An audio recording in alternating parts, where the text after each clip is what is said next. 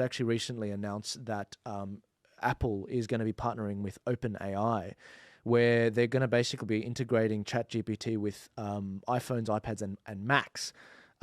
This is particularly troubling. Elon Musk has completely protested against it. He said if Apple integrates OpenAI at the OS level, then all Apple devices will be banned at my companies. That is an unacceptable security violation from what they've done. And visitors will have to check their Apple devices at the door, where they'll be stored at a Faraday cage. I don't know what that is. Do it. It's I would love this to happen. Yeah, literally, look, as an analogy, this is what people have been explaining it. Apple is the phone in the door. It's the hand in the door, the knob per se. Then you see a link to OpenAI. Advertisers are keen to get that information. Intelligence agencies, and we all know about that. Mm-hmm. The open door between Australian and other Five Eyes countries like the US, Canada, New Zealand, and the UK. Tim Pool challenged Elon Musk, why don't you make a Tesla phone? Yeah. And hey, look, if he did that, I would totally get on board with it, because I don't really like that, there are so many iPhones here, and I don't really trust Apple to do the right thing. This could be the start of Skynet for all we know. He needs to hurry up and actually get that done, because there is a massive market opportunity, and there are other people already beginning to fill the void. And at the moment they're niche operators, but as soon as one of the big players cottons on to just how big this opportunity is, it'll change.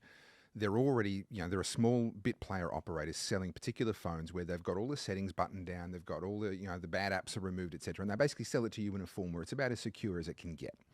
Any phone's going to give away data. Any phone's going to give away information on you, but they do a pretty good job. The problem is it's clunky. You're dealing with a small company. The after-sales service may not be amazing. You haven't got sales points all over the world, etc.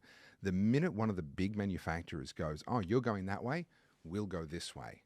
I promise you, they will have just unlocked an enormous market opportunity. And if Musk doesn't jump on it, someone else will within 3 to 4 months. Yeah. What do you guys think about that? I just think there's a real concern about the concentration of market power in the tech industry, where you've got a small number of companies having so much dominance and control, the dominance over speech, the dominance over politicians, industry. I think that is a real concern.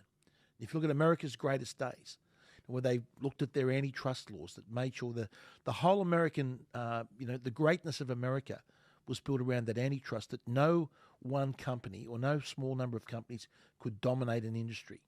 And now we are seeing, it was the railways originally, it was Standard Oil that the Americans made sure they wanted to keep the market open to the small player. That was the idea, to keep markets diversified. We are seeing the exact opposite of this over a century later. And I think it is something we need. Now, there's sort of been a foot off the pedal of antitrust. And I know it's a concept of issue with many of my good libertarian friends, that they just think it should be go. But where you have, in markets where you have such concentration of power, I think you've really got to look at your antitrust regulations. We also have a problem with AI because there's no control.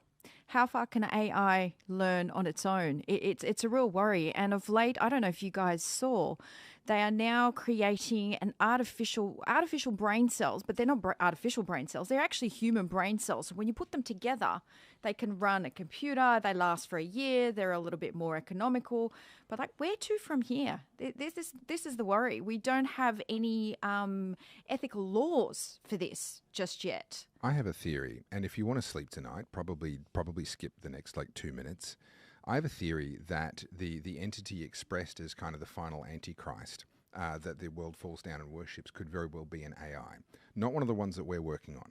I think that what may happen is we will see AIs voluntarily collaborate to create a new AI of their own creation, where humans actually don't even understand how it was built, let alone how it works.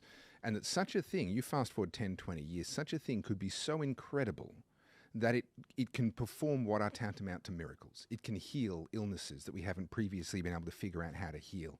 It can solve intractable problems that we have not hitherto been able to figure out how to solve.